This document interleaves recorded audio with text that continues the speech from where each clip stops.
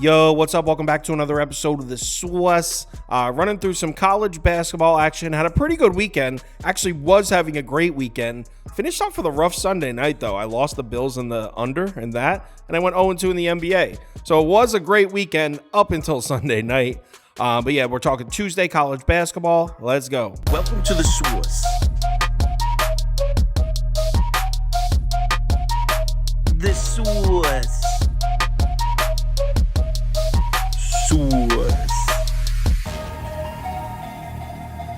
Hey, get the Swiss. First up, let's talk some SEC. Got Kentucky on the road at South Carolina here. Gamecocks catching 4.5 points at home. The total sitting at 155.5. As far as matching these two teams up on the court, so Kentucky's on the road here, so those insane offensive splits from their games at home don't apply, but their offensive numbers are still pretty good on the road. I mean, they're 24th in overall offensive rating, 50th in efficient field goal, 22nd in three-point percentage, so the three ball's still there. First in points per game. That's partially due to their fast pace. Now, to be fair, we don't have a ton of data in about this Kentucky team with this new Big Z. I guess that's what they're calling him, Big Z. He's a true freshman out of Croatia. He had been ineligible since July. On Saturday, we finally saw him take the court for the first time this season, and he was as advertised, man. In the game against Georgia, he only played 16 minutes. So these numbers here are in 16 minutes. He was 5 of 7 from the floor, 3 of 3 from deep, 13 points, 5 rebounds, 3 blocks. He's 7'2". It's Kristaps Porzingis out there playing in an SEC game. But this matchup against South Carolina, this is not just a cruise control game for Kentucky. South Carolina's defense at home has been great, almost elite. They're 14th in overall defensive rating at home, 6th in efficient field goal percentage, 5th in points per game, 145th in three-point though. Kentucky can shoot the outside shot, and there's going to be looks there in this one. Kentucky's shooting 40.2% from outside this year. That's 7th best in the country. So there's a mismatch. South Carolina's played excellent defense at home this year, but there should be opportunities for Kentucky to shoot the outside shot. Now, offensively, South Carolina hasn't been anything special.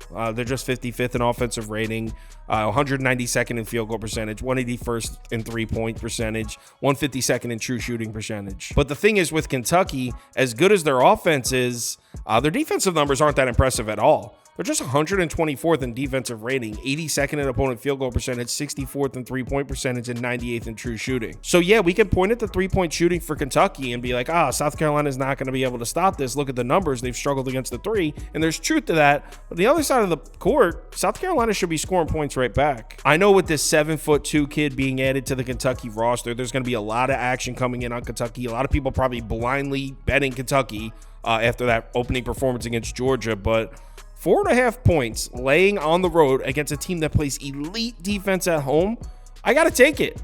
I'm on South Carolina here. I'm going to wait it out. I would love to catch like a 5.5, 6 before tip-off, but I'd be down to play it at 4.5 if that's where it stays. So give me South Carolina plus the points next game. Wisconsin on the road at Minnesota. Golden Gophers catching 5.5 points at home with a total sitting at 143. Well, for starters in this one, we got the Gophers at home.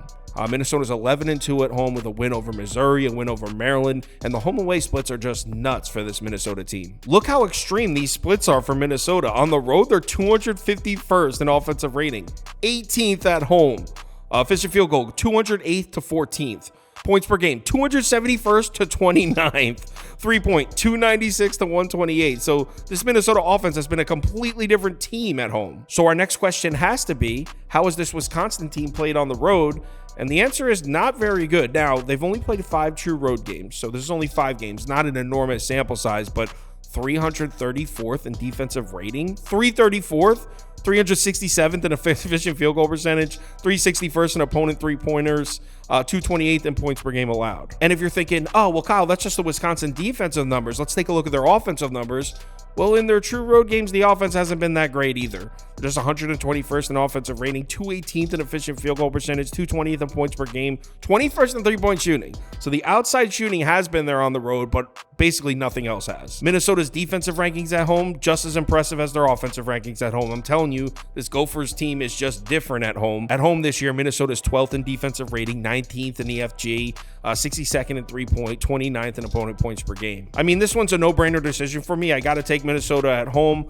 Yeah, I'm a little worried about the outside shooting. I mean, maybe Wisconsin gets hot from 3 and covers this, but as far as the home away splits go, they're extreme here. So give me the Gophers. Minnesota plus 5.5. Might even sprinkle a little on the money line. Next game. Big 12 up next. We got Texas at Oklahoma. Sooners are laying 4.5 points at home with the total sitting at 145.5. Another game where the main story here is home away splits. You got Oklahoma coming in a perfect 11-0 at home. Win over Providence, a win over Iowa State. And if you look at their offensive rankings, this offense has been elite at home, 6th in overall offensive rating at home, 5th in efficient field goal, 58th in 3-point, and 13th in points per game at home for Oklahoma. And if we look at the other side, Texas defense on the road, again, I mean, we're just talking about some extreme splits here. Texas defensive ranks on the road. 255th in overall defensive rating, 355th in opponent EFG, 362nd in opponent three-pointers, 314th in opponent points per game. So we got a great offense, an elite offense at home with a really bad defense on the road. And if we flip it around and look at Texas offense on the road, it really is the same kind of story. They're not quite as bad, but 296th in overall offensive rating, 125th in EFG, 139th in three-point percentage, 232nd in points per game. And guess what? Oklahoma's defensive numbers at home, they're just as impressive as the offensive numbers. In fact, even more so. 2nd, 4th, 3rd, 4th. I mean, this Oklahoma team has been so good at home. I mean, they're perfect. They're undefeated against this Texas team that's really struggling on the road. The only angle I could find here for Texas is the turnovers. Oklahoma has had some problems protecting the basketball, and the Texas defense has been okay. They've done a good job of forcing turnovers. So that's it. I mean, if you like Texas, you're banging on them forcing some turnovers. But overall, rolling with the home team here. Sooners at home. Oklahoma minus 4.5 next game. Houston on the road at BYU. Let's talk some Big 12. BYU catching 3 points at home and the total sitting all the way down at 135.5. And yeah, we got another matchup here that's centered around home away splits because this BYU team has been elite at home. In fact, BYU is ranked 1st in overall offensive rating at home this year, 2nd in EFG, 32nd in 3-point, 2nd in points per game. This BYU offense at home has been elite. That being said, they're going to have their hands full in this one because, as we know, the Houston Cougars have arguably, maybe not even arguably, they have the best defense in the country. They're 1st in overall defensive rating, 1st in EFG, 8th in 3-point, 1st in true shooting. Yeah, this Houston defense is for real, and defense travels, as we know. Houston is holding opponents to just 51 points per game. That's the lowest in all of Division I college basketball. We do have to mention, though, that as good as the Houston defense is, the offense isn't quite what it was last year. If you look at the comparison between Houston's offensive numbers last season and this season, in overall rating went from 3rd to 25th. EFG from 81st to 185th. True shooting from 94th to 223rd. Points per game is down as well. So the Houston offense, maybe it's because they're missing Marcus Sasser, who now plays for the Pistons, obviously. Who knows exactly what the reasoning is, but this Houston offense isn't even in the same discussion as their defense. And this BYU defense at home, great. 5th in defensive rating, 17th in opponent EFG, 13th in opponent three-pointers, 18th in opponent points per game. I know this matchup is number 4 Houston against number 21 BYU, but when you factor in how well this BYU team is played at home, I think the gap is much closer to that. So the fact that they're giving us a full 3 points here, got to go with BYU. BYU plus 3. I think they're going to be a live dog in this one. Next game. We'll finish up with some Big 10. Got Michigan on the road at Purdue here. Purdue laying 17.5 points in this one with a total sitting at 153. Not going to spend a ton of time on this one. I mean, straight up, this is a perfect blowout spot for Purdue. They're a perfect 9-0 at home, shooting the best field goal percentage at home, best offensive rating, 2nd most points per game at home. I mean, Purdue at home has been elite. And they're up against a Michigan team that's missing their best offensive player by far. Doug McDaniel's still suspended for all road games. I think that's till the end of February, so Michigan's going to be without him. We saw this offense go into Maryland without him. They were held to just 57 points, tied for the lowest all season for Michigan. Obviously, I fully expect Purdue to dominate the glass on both sides of the court with Zach Edey. As we know what Purdue does. They shoot the outside shot and they dominate the glass. And that's what they're going to do in this one. I like Purdue to win comfortably.